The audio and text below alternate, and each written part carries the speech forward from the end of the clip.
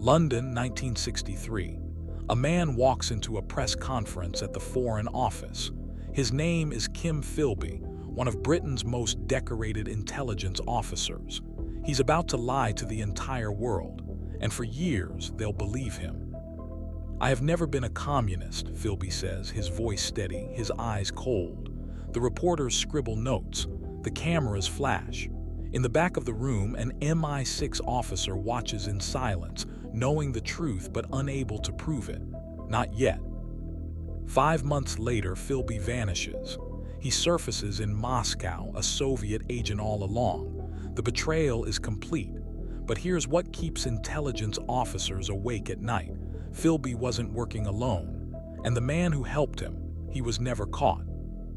This is the story of the fourth man, the ghost in Britain's intelligence machinery, the spy who disappeared into history without leaving fingerprints. And in 2025, his identity remains one of the most debated mysteries in espionage history. If you're fascinated by real-world intelligence operations, the kind where one man's betrayal can reshape nations, then stay with me. Because what I'm about to reveal isn't just history. It's a warning about how deeply secrets can bury themselves, and how some ghosts never stop haunting. To understand the fourth man, you need to understand where it all began. Cambridge University, 1930s. Britain is reeling from economic depression. Fascism is rising in Germany. The Soviet Union promises a new world, equality, justice, a worker's paradise. Young intellectuals fall in love with the idea. Secret societies form in shadowed college rooms.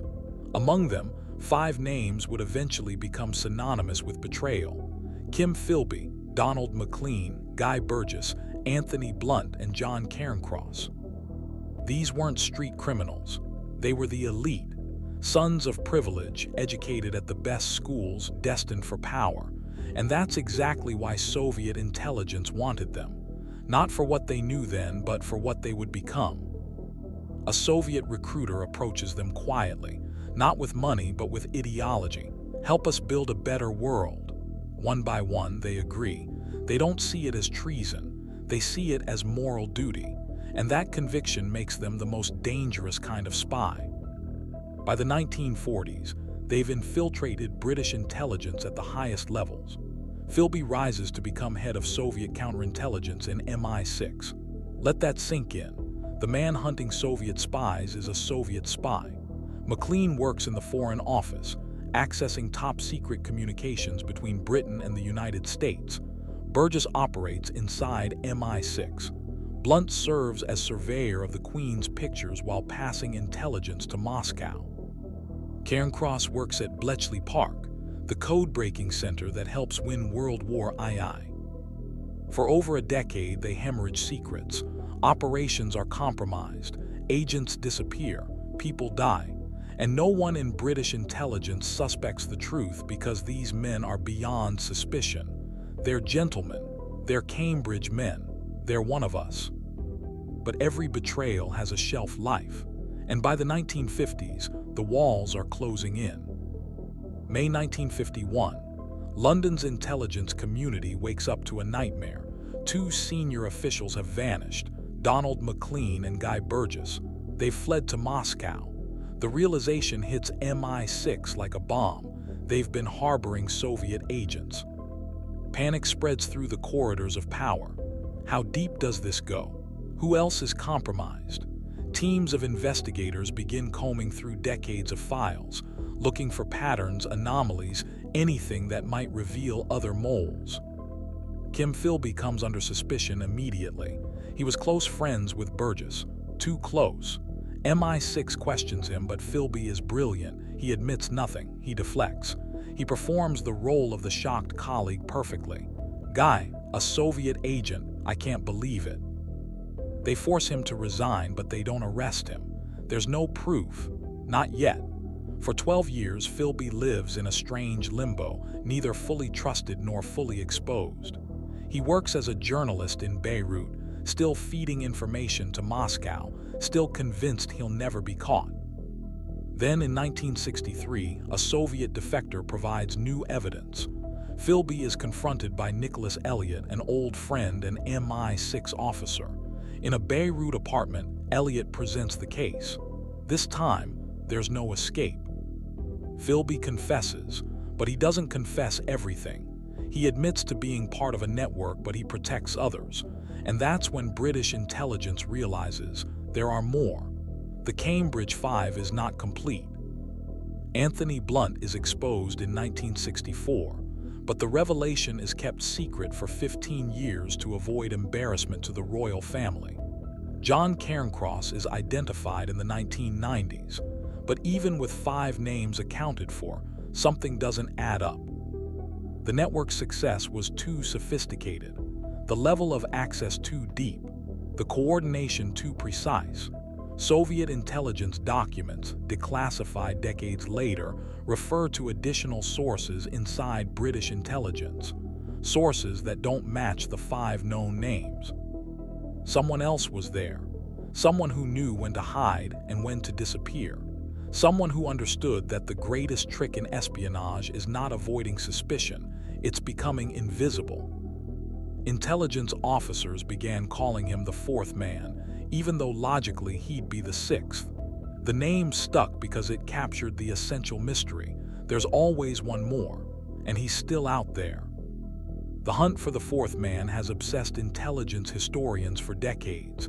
Names circulate, theories multiply. Some suspects are credible, others are wild speculation. Let's examine the most serious candidates.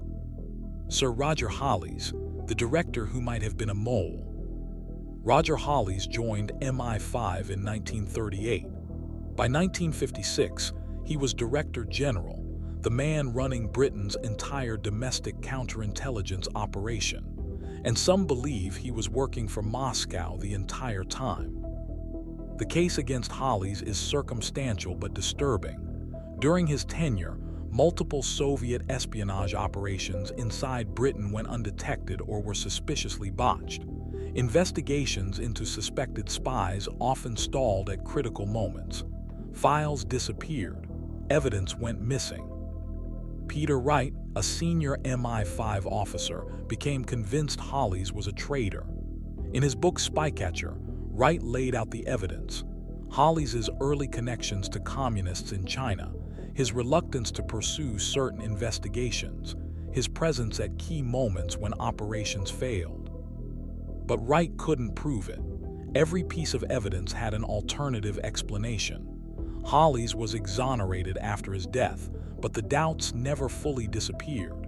Critics point out that an official exoneration doesn't mean innocence, just insufficient proof. If Hollis was the 4th man, it would explain everything. Why investigations into the Cambridge Five moved so slowly, why certain leads were never followed, why the Soviet network in Britain operated with such confidence for so long. The man hunting spies was protecting them. But there's a problem with the Hollis theory. It's almost too perfect, too conspiracy-laden. And intelligence agencies have a tendency to see moles everywhere after a major betrayal. Sometimes the simplest explanation is incompetence, not treason. Sir Michael Hanley, the deputy who replaced Hollis. When Hollis retired, Michael Hanley took over as Director General of MI5, and some investigators believe the real mole wasn't Hollis, but Hanley. The logic goes like this. Suspicion focused on Hollis, allowing Hanley to operate undetected.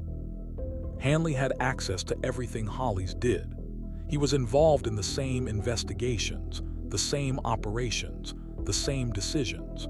If someone inside MI5 was feeding information to Moscow, Hanley had both the opportunity and the cover. But the case against Hanley is even weaker than the case against Hollis. It rests mostly on proximity and the principle that if there was one mole, there might be 2. That's not evidence. That's paranoia. Graham Mitchell, the deputy who was investigating. In the early 1960s, MI5 launched a secret investigation into one of its own deputy directors, Graham Mitchell. For months, Mitchell was placed under surveillance. His phone was tapped, his movements tracked. Investigators were convinced he was the Soviet mole who had enabled the Cambridge Five. The investigation found nothing. Mitchell retired in 1963, never knowing he'd been suspected of treason. But the fact that MI5 investigated him at all suggests there was something, some behavior, some connection, some reason to suspect. What was it? The files remain classified. Those who have seen them say the evidence was circumstantial. Mitchell had communist acquaintances in the 1930s.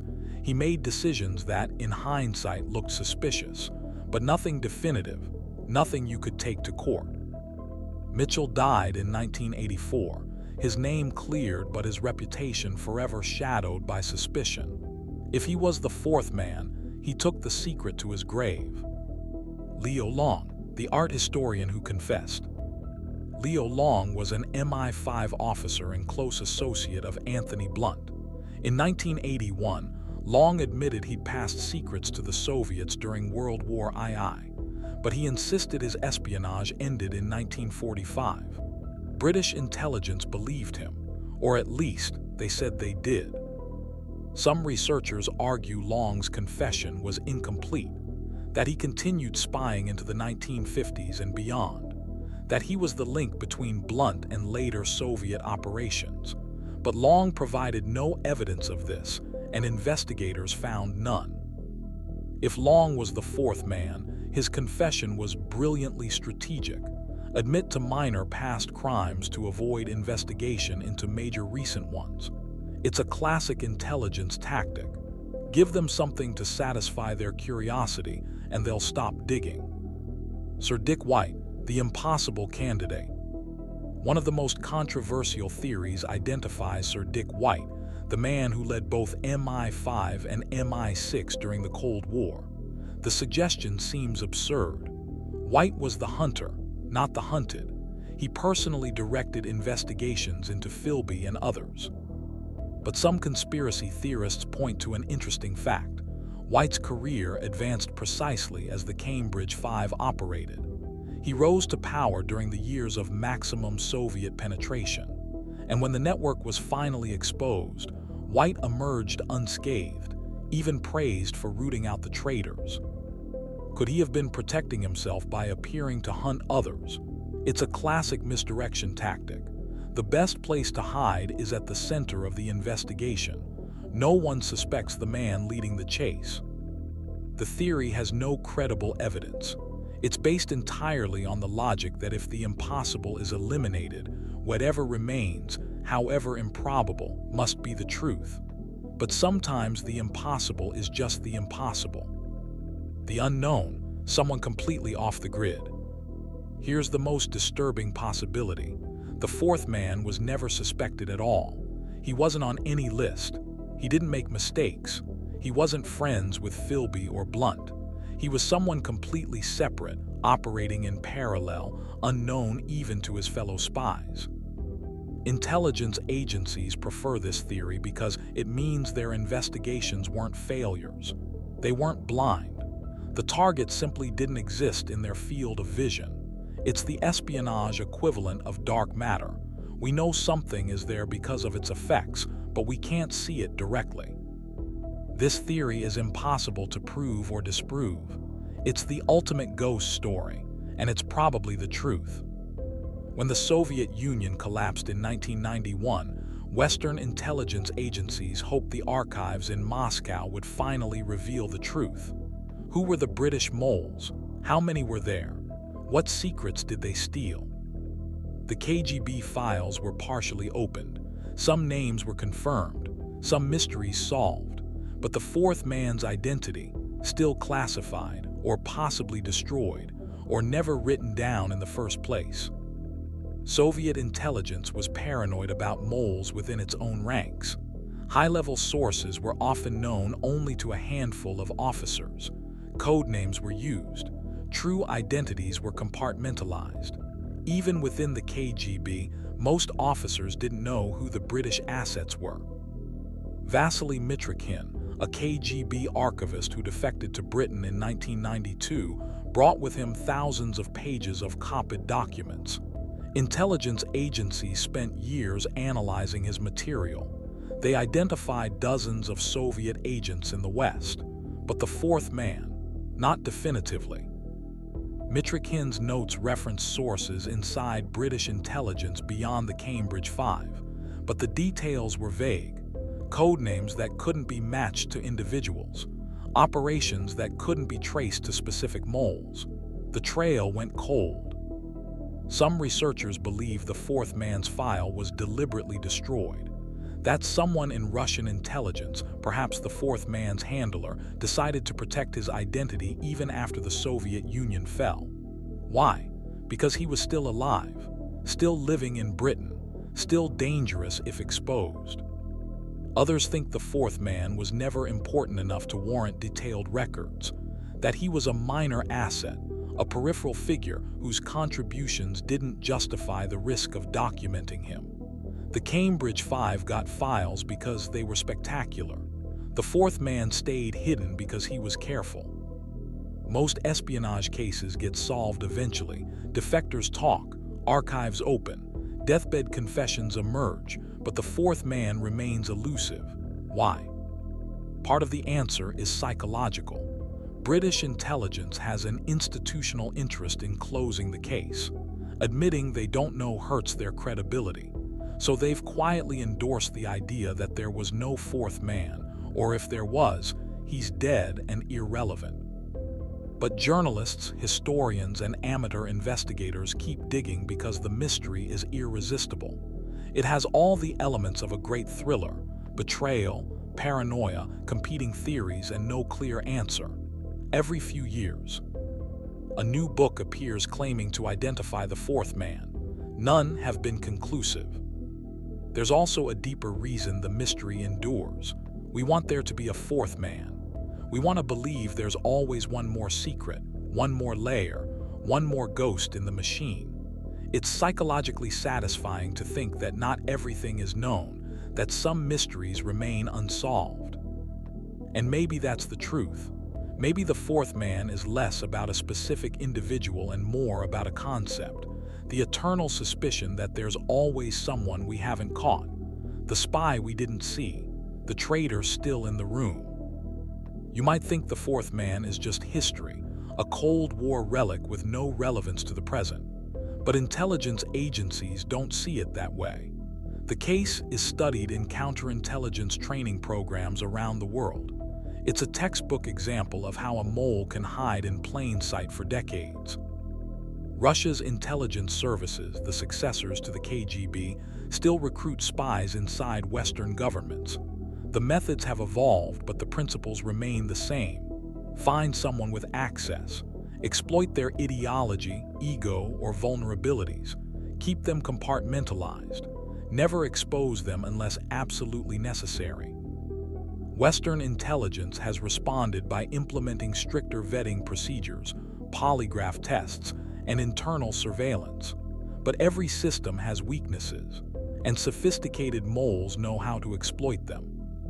The fourth man case teaches a brutal lesson. You can't catch everyone. Some spies are too smart, some networks too well designed, some secrets buried too deep. And the moment you think you've solved the problem, you've created a blind spot where the next mole can hide. In the 21st century, espionage has expanded into cyberspace. Moles don't need to photograph documents anymore. They can download terabytes of data onto a thumb drive. The fourth man would thrive in this environment. Digital anonymity, encrypted communications, no face-to-face meetings, no dead drops, just information flowing invisibly from government servers to foreign intelligence agencies. Are there fourth men operating today? Almost certainly. Every intelligence agency assumes it has moles.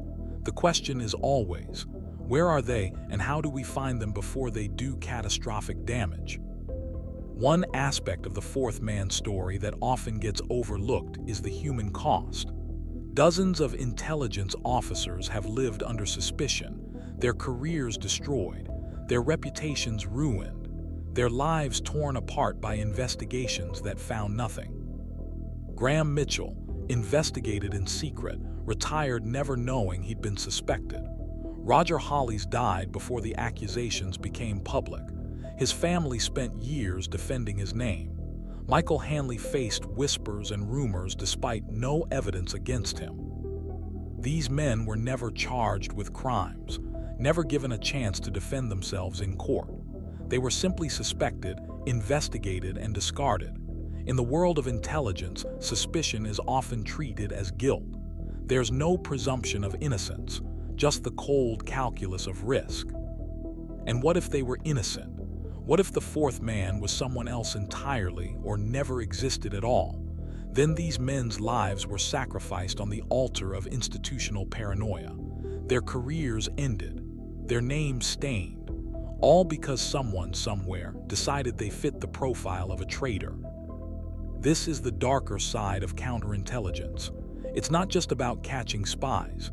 It's about the culture of suspicion that emerges when you know moles exist but can't find them. Everyone becomes a potential suspect. Trust evaporates. Colleagues watch each other, wondering, is it you? The fourth man, real or imagined, has left a legacy of paranoia that still shapes intelligence culture today. And that might be the most damaging part of all. Despite official denials, serious researchers continue to argue that the fourth man existed. What keeps them going? Several pieces of evidence that don't fit the official narrative. First, Soviet intelligence documents, even the limited ones available, reference additional sources inside British intelligence beyond the Cambridge Five. Codenames like SCOTT and Johnson appear in files without clear attribution. Were these members of the Five using alternate names or separate assets? Second, the Cambridge Five's operational success required more than 5 people. The logistics of espionage, passing information, maintaining cover, avoiding surveillance, required a support network. Someone arranged safe houses. Someone provided false documents. Someone coordinated communications. The Five couldn't have done it alone. Third, the pattern of blown operations continued after the Cambridge Five were identified. Cases collapsed. Sources were compromised. Soviet agents in Britain evaded capture with suspicious frequency. If the Five were the only moles, these failures should have stopped. They didn't. Fourth, credible intelligence officers have gone on record stating they believe the fourth man exists. These aren't conspiracy theorists. These are people who spent careers in counterintelligence, who analyzed the data, who saw patterns the public never will. Peter Wright, despite his controversial reputation, was a respected officer. His conviction that there was a high-level mole beyond the Five was based on years of investigation. He might have been wrong about Hollis, but that doesn't mean he was wrong about the existence of another traitor. Chapman Pincher, a journalist with deep sources inside British intelligence, wrote extensively about the fourth man. His sources insisted the case was real, the investigation was active, and the target was someone significant. Pincher's sources were rarely wrong. And finally, there's the statistical argument. The Cambridge Five were a targeted recruitment operation by Soviet intelligence. Such operations typically develop backup assets, parallel networks, and redundancy measures. The idea that they recruited exactly 5 people and then stopped defies operational logic. Intelligence agencies always build in redundancy. If one asset is compromised, others continue. The Cambridge Five were too valuable to be a single point of failure. Soviet intelligence would have recruited additional sources, either simultaneously or as the original 5 began to age out. The fourth man might not have been part of the Cambridge network at all. He might have been a separate operation, running in parallel, deliberately isolated to prevent cross-contamination if one network was exposed. That would explain why he was never identified. He wasn't connected to the people who got caught. Let's consider the skeptic's view. What if the fourth man is a myth? A phantom created by paranoia and the human tendency to see patterns where none exist. After the shock of the Cambridge Five, British intelligence entered a phase of intense self-examination. Every failure, every blown operation, every compromised source was reanalyzed through the lens of possible betrayal. This led to a phenomenon psychologists call confirmation bias. Once you believe there's a mole, every anomaly looks like evidence. Operations fail for many reasons: bad luck, poor planning, skilled adversaries, operational mistakes. None of these require a traitor, but in the fevered atmosphere of post-Philby MI5, every failure was attributed to sabotage. The fourth man theory might simply be the intelligence community's way of avoiding accountability. It's easier to blame an undiscovered mole than admit to systemic failures, poor tradecraft, or inadequate security measures. The phantom spy becomes a scapegoat for institutional shortcomings.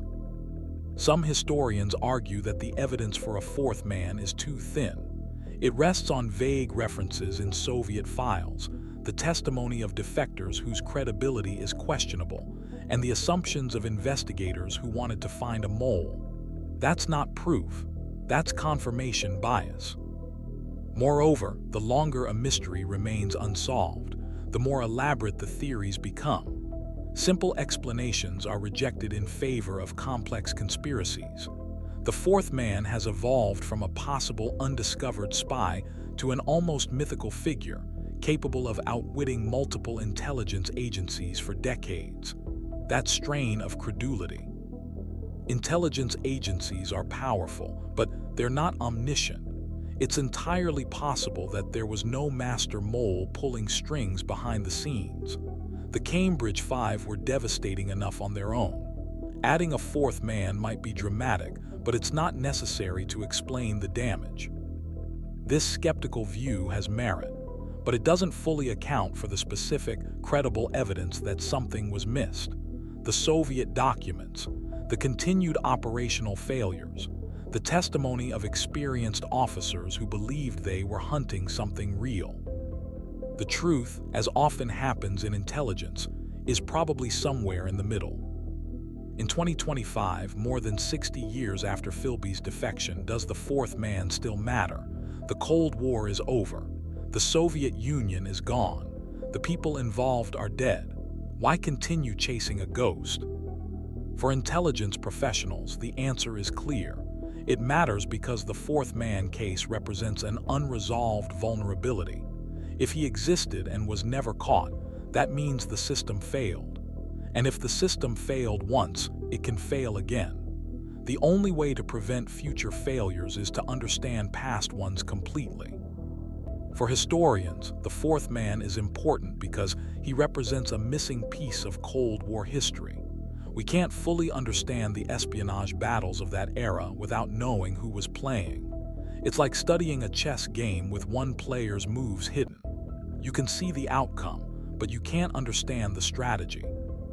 For the public, the fourth man is compelling because he symbolizes something universal: the fear that secrets remain hidden, that not everything is known, that authority figures might be lying. In an age of government surveillance, data breaches, and institutional mistrust, the fourth man resonates as a reminder that those in power don't always tell the truth. And for those who study espionage, the fourth man is the ultimate test case. Can a spy remain hidden forever? Can perfect tradecraft defeat even the most determined investigators? Or will the truth always eventually emerge? The answer depends on what you believe about secrets. Some people think all secrets eventually come out. Death, defection, declassification, journalism, eventually the truth surfaces. Others believe certain secrets are designed to stay hidden, protected by layers of deception, compartmentalization, and institutional interest in keeping them buried. The fourth man might be the ultimate example of the latter.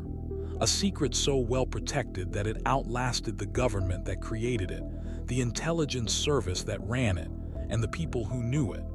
If so, it's both terrifying and impressive, proof that perfect espionage is possible. So who was the fourth man? After 7,000 words, the honest answer is, we don't know. It might have been Roger Hollis. It might have been Graham Mitchell. It might have been someone whose name never appeared on any suspect list. It might have been no one at all, just a phantom born from post-betrayal paranoia. But here's what we do know. British intelligence suffered one of the deepest penetrations in espionage history. 5 men, recruited as students, rose to positions of enormous power and fed secrets to Moscow for decades.